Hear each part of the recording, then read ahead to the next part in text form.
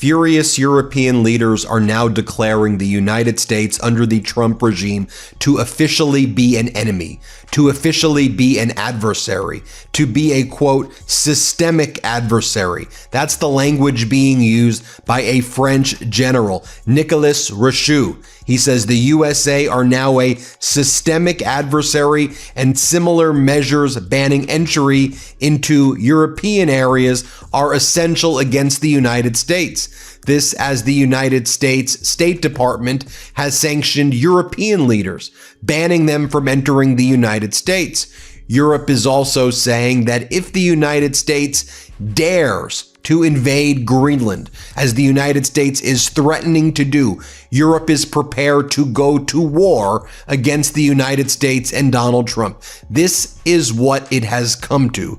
Europe, our former top allies, are now having to speak firmly that they are ready for war against the Trump regime and that they are prepared for reciprocal sanctions against Donald Trump and the United States. And by the way, this comes as the United States has been meeting with top Russian officials in Miami to again try to figure out how to force a surrender upon Ukraine. So while the U.S. is meeting with Russia in Miami to plot conquest of Ukraine and conquest of Greenland, you have Europe saying enough is enough of this crap. Europe and world leaders are absolutely furious. You have one of the deputy prime ministers and the foreign minister of Poland expressing how Poland supports the territorial integrity of the allied kingdom of Denmark. And in spite of political division, we need to stand and defend international law and the principles of the inviolability of borders. This sentiment was echoed by French President Emmanuel Macron, who also stated in Nuuk, which is the capital of Greenland, I reaffirmed France's unwavering support for the sovereignty and territorial integrity of Denmark and Greenland. Greenland belongs to its people. Denmark stands as its guarantor. I join my voice to that of Europeans in expressing our full solidarity. This is Europe warning Donald Trump that it will go to war against the United States if the Trump regime dare invades Greenland. Like, do we understand what's taking place before our eyes? You have Ursula von der Leyen, the president of the European Union Commission, says the following: Arctic security remains a key priority to the European Union and one in which we seek to work with allies and partners. Territorial integrity and sovereignty are fundamental principles of international law. These principles are essential not only for the European Union, but for nations around the world. We stand in full solidarity with Denmark and the people of Greenland. This is after, again, Donald Trump is threatening to invade Greenland. And you have Europe, the European Union, saying, don't you dare do that. We've got the back of Greenland and Denmark. We will go to war with you if you do that. Like, do y'all see the stakes that are being raised here? And I want to talk about an important point that's not getting enough attention, which is why specifically the timing of Trump saying this about Greenland and Denmark. Why is this resurfacing again? Yes, it is a distraction from the Epstein files and Trump's cover-up, but there's something else I want to talk about in a moment as well that no one's covering. Just a reminder, hit subscribe. We're on our way to 6 million subscribers. As you know, the Trump regime is attacking the MeidasTouch network right now. Their DOJ was attacking our fearless reporting on Trump's cover-up of the Epstein files. So please, if you can, hit subscribe. Double check that you're actually subscribed. Then you have another leader, foreign relations in the European Union, and from Belgium, Maxime Prévost, says Belgium expresses its full solidarity with Denmark and the people of Greenland, be it in Ukraine, DRC, or Greenland. Territorial integrity and sovereignty are fundamental principles of international law enshrined in the UN Charter that must be respected by all. So here, he's also comparing what Trump is threatening to do to Greenland and Denmark with what Putin did to Ukraine. He's basically comparing Donald Trump to Putin, which brings me to this important point that's not getting enough coverage. So over the weekend, there were additional meetings held between the Russian delegation, the Russian special envoys, Dmitriev, and all of these Russian oligarchs, Yuri Yushakov, Kirill Dmitriev. And so here there was an announcement by Dmitry Peskov, who's like the main PR guy for Putin, who says there's no breakthrough in Miami talks, the Kremlin says. Kremlin spokesperson Dmitry Peskov said that the talks between Russia and the United States in Miami should not be viewed as any breakthroughs. According to him, Russia's main priority now is to obtain details of U.S. talks with Europe because Russia wants to invade Europe after it takes over Ukraine. And all Russia's trying to do is figure out how it could take over Donbass in eastern Ukraine, which it can't conquer militarily. So Trump's people, while Trump's been in Palm Beach, Trump's been golfing, right, for the past 4 days. And so Trump's in Palm Beach, Florida, and these talks between Trump's delegation and the Russians were taking place in Miami. So clearly what was going down as well is the Russians were putting in Donald Trump's ear and the ears of Steve Witkoff and Jared Kushner and others, let us take Ukraine, you go after Greenland, and let Xi Jinping take over Asia. That's what this all is, the multipolar world. Russia gets Europe, China gets Asia, and you, the United States, get Greenland and Canada and Mexico and Central America and South America. That's what was going down, was the special envoys for Russia were there. Trump's like, oh, I need a special envoy in Greenland. So then Trump appoints Jeff Landry, the governor of freaking Louisiana. Why the governor of Louisiana? And Jeff Landry goes on TV yesterday and he explains what he thinks his role is. And he's like, in the Louisiana Purchase, Louisiana chose us. They chose the United States of America, and that's why I'm the governor of Louisiana. Therefore, if you look at it and if you think about it, and you go back in time, he goes, Greenland actually belongs to the United States. And that's what Trump said at a press conference earlier in the week. At some point in time, the land probably belonged to the United States. Greenland has been part of the Kingdom of Denmark for like centuries. Like, what are you talking about? So let me just show you what Jeff Landry had to say. So Jeff Landry was on State Regime Media here, and here's what he said. Play this clip. Obviously, you're now appointed as special envoy. With comments like that, President Trump has certainly made it very clear that he has a great interest in Greenland. What is going to happen next? Will you travel there? Will negotiations begin? Because I did see the Danish Prime Minister saying that he does not want to get on board with this. Well, the one thing I can tell you, Griff, is everyone in Louisiana now wants to go to Greenland for summer. It gets real hot in Louisiana, and everywhere I go in Louisiana now, the question I'm asked is, can you take me to Greenland with you, Governor? When you go, please let me know. I want to go. It really is. And you know what's amazing is over a year ago, no one was talking about Greenland, okay?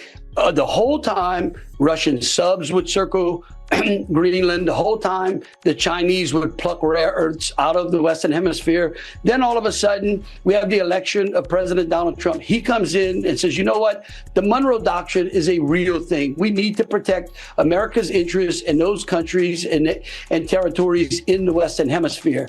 And again, Europe's just ignoring Greenland at the time. I mean, they don't even have first-class status at the UAE. This is an opportunity for Greenland to be invited to an economic table with the United States, the strongest, most advanced economy in the world. And we care. We care about them. We're the fastest security route to give them the security and the protection. It's about an hour away from the United States, where it's 3 to 4 hours from the European continent. I think there's a great opportunity here. It's called the holiday credit dip, and it hits millions of people every year, and most don't see it coming.